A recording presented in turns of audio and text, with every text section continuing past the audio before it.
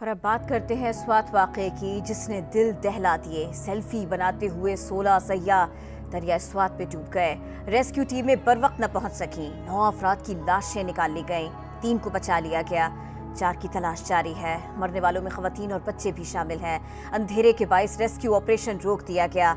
سیاحوں کا تعلق سیالکوٹ اور مردان سے تھا۔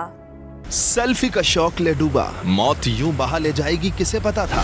سوات کی سیر کو جانے والے سیالکوٹ کے 10 اور مردان کے 6 سیاح اپنے لمحات یادگار بنانے دریائے سوات پہنچے۔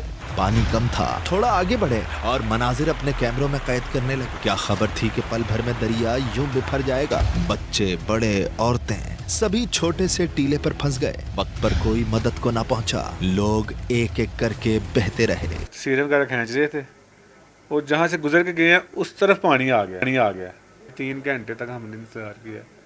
ریسکیو والے آئے ہیں، انہوں نے بس دیکھا ہے رسی باندھی ہے اس کے ساتھ، تو پھر وہ لینے گئے کوئی جال وغیرہ، جب جال لے کے وہ پھر نہیں آئے 1 گھنٹہ، تب تک تو وہ پانی ان کے پاؤں سے اوپر آ گیا تھا۔ میئر سوات شاہد علی کہتے ہیں طغیانی کا الرٹ جاری کر رکھ کر لوگوں نے پابندی کو ہوا میں اڑایا۔ ہم نے ایک وہ بنایا ہوا تھا ایک واکنگ ٹریک، وہ بالکل سیف ہے، اس پہ پانی نہیں گئے، لیکن یہ لوگ واکنگ ٹریک سے نیچے اتر کے دریا میں گئے تھے، اسی وجہ سے یہ مشکل پیش آئی۔ ریسکیو ٹیموں نے بچوں سمیت 9 افراد کی لاشیں نکال لی۔ مرنے والوں میں 7 کا تعلق سیالکوٹ اور 2 کا مردان سے ہے۔ مردان سے تعلق رکھنے والے 3 افراد کو تو بچا لیا گیا، مگر سیالکوٹ کے 3 اور مردان کا 1 شخص اب بھی لاپتہ ہے۔ واقعے پر وزیر اعلیٰ خیبر پختونخوا نے سخت ایکشن لیتے ہوئے اسسٹنٹ کمشنر بابو زئی، اسسٹنٹ کمشنر خواجہ خیلا اور ایڈیشنل ڈپٹی کمشنر کو معطل کر دیا۔